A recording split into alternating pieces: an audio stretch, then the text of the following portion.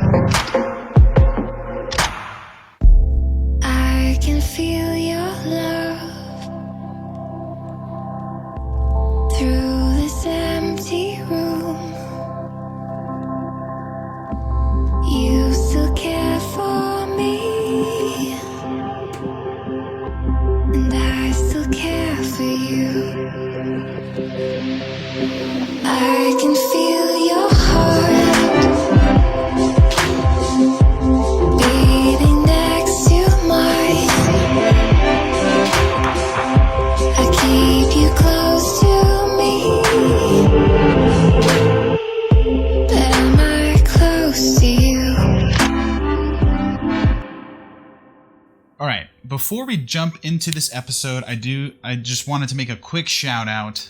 A fan of this channel reached out to me and we started calling, like video calling and just jamming and stuff, and it's been so much fun.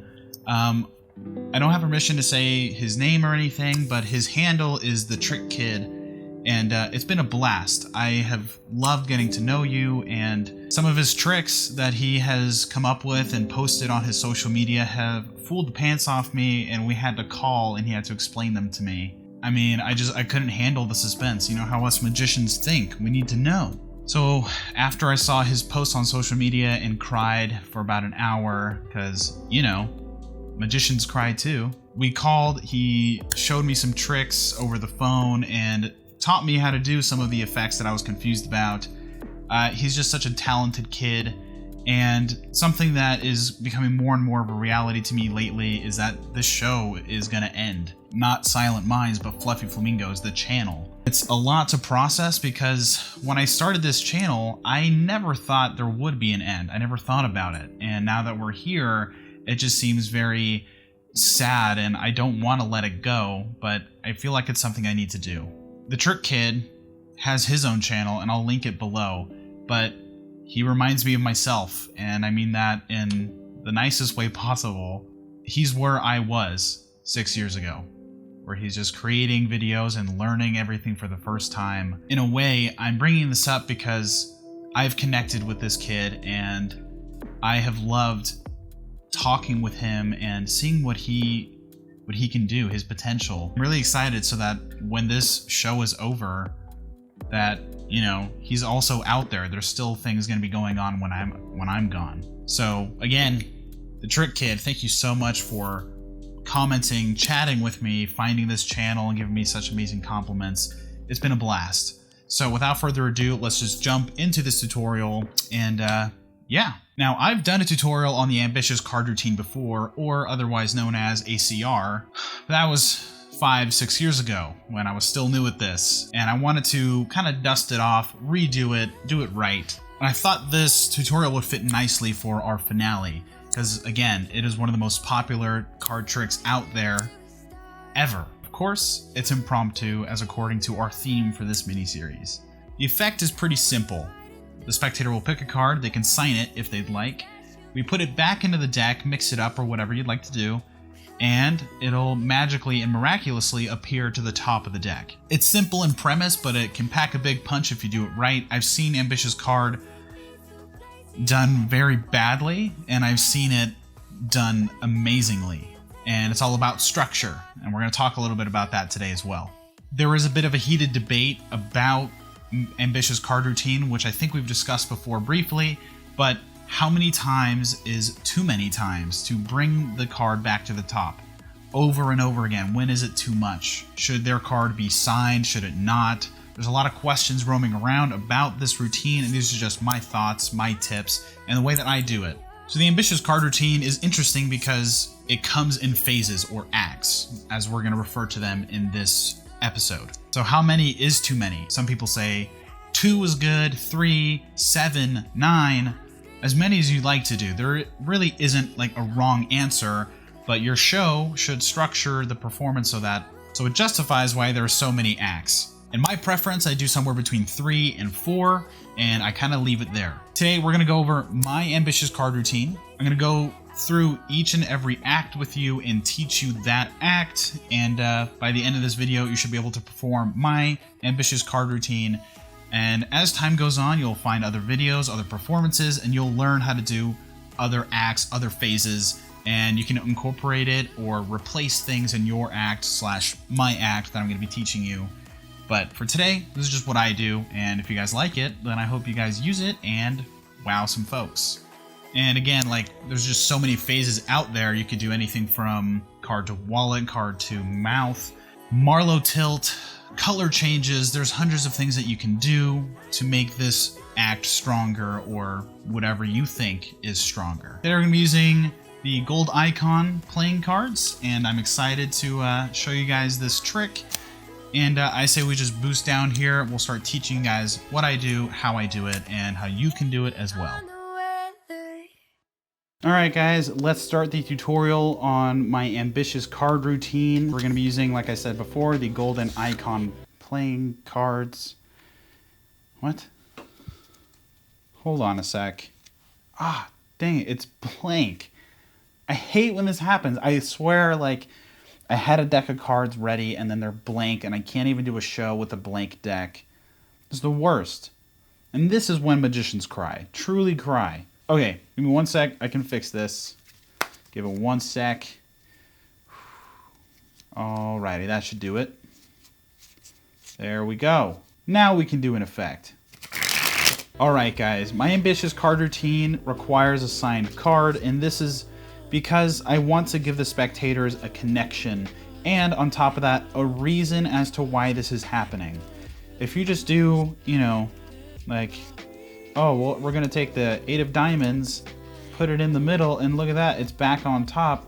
Like, it's cool, but why? Why is it doing that? Why are we going to watch me do that for 5 minutes? By giving the spectator the cards, and they can look through and pick something face up, something that connects them to the card, and they can pick the card, and now we have given them a connection to that playing card, and it's going to want to return to the owner. So as we've talked about previously in this mini-series, if it's an impromptu effect, you should feel free to shuffle and do whatever you'd like. Let the spectator shuffle if they want, but in this case, let them pick whatever card they want. I think we talked about this in the hop along tutorial, but give them the cards, let them look through face up and say, I want you to pick a card, and it matters which one you pick.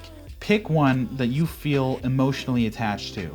So they're gonna pick a random card and they're gonna sign it. So we're gonna do the Ace of Diamonds in this example, and I don't wanna sign this for obvious reasons, but another great reason to have them sign the card is that it removes doubt in their mind that there are 2 Ace of Diamonds. I mean, in this case, in this deck, I think I have 2 7 of Hearts. See? There's reason to be suspicious. So by having them sign the card, then it is the more unique card as well. So once the spectator has signed the card, we are ready to perform ACR my way. So Act 1, I like to make it go to the top twice, right? So the first time, as they're signing the card, I like to just flip over the top card and do a risk kill. So when I get the card back, I can just do a double and get straight into it and show them, watch the card going slowly, and just like that, you get the Ace of Diamonds back to the top because it's connected to you. This card, because you gave it an emotional attachment, because you signed it, it's gonna wanna get closer to you. So there we have our reason. There we have our first effect in the routine, the card jumping to the top. You say, look, you don't believe me, we'll try it one more time. And we'll do a Marlowe tilt. And that looks something like this. So you're gonna try and put the card in somewhere near the middle and give it 1 sec. Give it 1 second, and just like that, it comes to the top. And you can do this over and over again, and it will just stay up here. So that is my first act in the ambitious card routine. So let's go over really quickly what I did here. So they're signing the card. In the meantime, you're flipping the top card, doing a risk kill. and they're going to give you the card back, and you're going to put the card on top, right? Not so obviously, right? So here's the card. You're going to put it on top, and you're good to go for the first effect. So do your double lift, put it in the center, and there you go. You did the first piece to Act 1. At this point, we do a Marlowe tilt. I'm pretty sure I taught it somewhere on here, but very briefly, you're going to lift the top card with your index finger. If you're not comfortable doing that yet, let's just move this aside. If you're not comfortable doing that yet, just pick it up with your thumb, and you're going to put it on the flesh of your thumb and your pinky, and you're going to get a gap, okay? But what you're going to do is you're going to take their card, and you're going to put it in and push cards out. Make it look like you're pushing it into the center. And what you're really doing is putting it underneath the top card. Okay? So once again, angle the card and point the deck at their eyes slightly. Go ahead, pretend to put it in the middle, push some cards out, and eventually put it underneath the top card, because that's where it is. And you're gonna push it in, square it all up, and in the action of squaring it up, you're just going to drop the top card. You can do your double lift, show them one more time, same as before. There it is on top. A nice adage to this is by giving the spectator the power of bringing it to the top. So when they snap their fingers or when they wave over the deck. So it kind of takes the heat off of me and shows you like the spectator is really doing all of this. They're the magicians in this instance. That's a fun take that you can do for this effect if you'd like. So once you've done the Marlowe tilt, you push it in. Here it is on the top one more time. For Act 2, I like to do this in the spectator's hands. So I say, look, I've done some magic, but you're the reason that this is happening. So I'm gonna give this to you, and you're gonna do the magic this time. In an offbeat, you're gonna do the same thing as before. You're going to flip the top card, do a risk kill, and put the card on top. So here, you're gonna flip it over and give it to the spectator.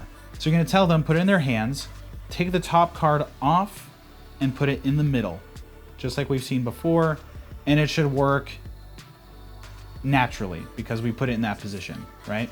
This is a good thing to practice for audience management. When you flip the cards over and give it to the spectator, make sure that you're guiding them through this part. You don't want them to go like this and then put it in, right? So just say, go ahead, take the card off the top and hold it in your hand, and go ahead and put it somewhere in the middle, right? And you can push it in whenever you're ready, and go ahead and flip the top card again. Flip it over, and there it is, the Ace of Diamonds. So that is a strong piece of magic. You kind of want to like linger in for a bit, not too long. But at this point, I've done some magic and the spectator has done some magic. So this is kind of bringing the impossibility more into our ambitious card routine. In Act 3, there's a couple of things that I like to do. You could do something like a slip jog, pretending to put it into the middle, do a double lift, and you can do like an Erdnase change, which we all know I'm really trashy at, but you can see the instant that it comes up to the top. Another thing that you can do, which I preferably do this instead of the color change, is again, I like the audience to see the exact moment that it comes up to the top. So you can do the same thing as before, do another risk kill and everything and put it on top. And here you're gonna bend the card slightly, right? So you gotta bend like this. So what you're gonna do is flip the cards over, like another double lift. It's a little more difficult with the bend, but you'll get used to it after a little bit of practice. You're gonna split the cards in half, and here you're gonna press down with your finger, and you're gonna steal off the top card, which is of course not the Ace of Diamonds. So here you say, look, there's a bend in the card, and you're gonna see the exact moment that it comes up to the top. So you're gonna push it into the deck, still with your finger pressing on top. And when you grab the deck this time, your thumb and your other fingers are going to grab the bend, right? And when you let go, just like that, it'll pop up to the top, right? So all you're doing is slightly releasing your thumb and fingers, and it should pop at the top. So there you go, you see the exact moment when it jumps to the top. So here we are in our final act, Act 4, and this is the finale. This is what's gonna mean the most. This should blow all of the other acts away and should also leave a memorable impression for the spectators. We've already seen the card jump up to the top 100 times by now, and that's getting a little stale, a little bit old. So we want to hit them with a right hook, something that they're not going to see coming. So this is where I'll typically do a card to wallet, or a card to pocket, or just card to a random location. Here I have the Quiver wallet, and I can't give you the tutorial on how this works because you'll have to purchase the effect and everything, but something that I like to do is just take my wallet out, put it on the top of the deck and say, look, give it a sec. It's going to rise through the deck, and we'll put the deck away, and it rises through the deck into the wallet, into the zipper pocket. And just like that, there's their card with the signature and everything, and that is a great way to end the Ambitious Card routine. There are hundreds of good ways to end the Ambitious Card. This is one of my favorite ways to end it. There's an amazing card to mouth that I've seen. I would show you with these cards, but I don't want to get them wet, and you'll see what I mean in a second. So all I'm doing is their card would be on top, and I would do a Mercury card fold where I bend and fold the card into fourths underneath the deck. And here I would put it in my mouth. So in performance speed, it'll look something like this. I say, can you give me the box real quick? Oh, cool.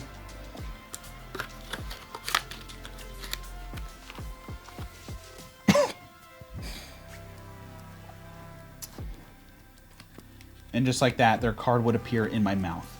And all I'm doing here, give me one sec, is when I'm hiding the cards, when I'm hiding the card behind the deck, I just move it towards the top, and when I put it in my mouth, I just pushed it into my mouth. And that's a great way to end Ambitious Card as well. Something like an impossible location. They don't see me fold the card, so it's also like, how did it get in there? How was it folded up so quickly? Things like that. Open-ended questions. So that would be my best piece of advice, is no matter how many phases you have or acts that you have in your Ambitious Card, end with a big punch. Something that they wouldn't expect, something that is not normally attached to this routine. So I've seen Ambitious Card like, oh, there it is again on the top for the 10th time. They've already seen that. Provide them with something that would be more surprising, like in my mouth or in my wallet. And that's about it. That's really my Ambitious Card routine. My phases vary and change sometimes, but this is how I currently do it. I'm always learning and adapting my Ambitious Card, just like most magicians out there are doing. But again, this is just my current take on it, and I hope that it was helpful for you.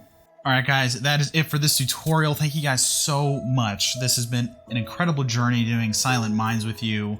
I've had so much fun teaching you guys everything. The whole purpose of this mini-series was to make you guys a stronger magician, and better yet, prepared even when you're not expecting it. That's why these are all impromptu. So if someone walks up to you like, show me something, if you have cards, if you don't have cards, you can wow a spectator on the spot. This mini-series is kind of sad that it's coming to an end, but all good things come to an end. I realized today, though, all bad things come to an end too. So good things come to an end, like Silent Minds. It's been really fun showing you guys, teaching you guys, and interacting with you, answering your questions. And it's sad to see that go, but Fluffy Flamingos will continue on till the end of the season. So that's something to look forward to. A bad thing that's coming to an end, I left my job. Today was my last day at Maverick. It was just such a stressful situation. It was a stressful place to work. My schedule was just not up to par with what I needed. And some episodes were missed, some of them were late. I got a new job working with my wife at another place, and we will have the same shift, and it's only like the first half of the week. So I can guarantee you guys that every episode will come on time, and it won't stress me out, and I'll be able to sleep, and I won't have to cry anymore, because magicians cry too. This joke is going to go on forever till the end of the season, because I got really carried away with it and I made designs, and I think I'm going to start a deck of cards. This is something I've been wanting to do for years. I've been designing playing cards before. I came up with these designs across the screen, and nothing ever came from them. It was just too weird, too difficult. I was inexperienced. I didn't know what I was doing. But this time, I have more knowledge, more know-how, and I think Magician's Cry 2 would be an awesome deck of cards. So if I can make this work, I hope you guys stick around for the launching of this deck of cards, if it comes to fruition. Bear with me, it's going to take a lot of elbow grease, but here are some designs that I've come up with so far.